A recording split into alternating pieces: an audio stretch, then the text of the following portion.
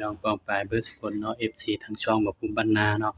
วันนี้บ่าวภูมิบ้านนาก็สิมาลงแนวทางให้พี่น้องเนาะสำหรับลาวพัฒนาเนาะงวดวันที่26สิงหาเด้อครับเด้อนี่ไว้ลาวพัฒนาเนาะครับเนาะนี่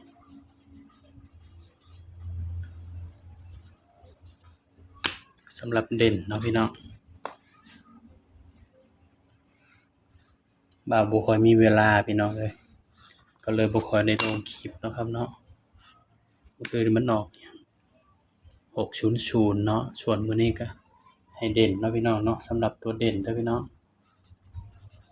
เด่น2กับ3นะครับเด้อนี่ถ้า2มาเนาะพี่น้อง20 24 26 28ถ้า3มา3ตัว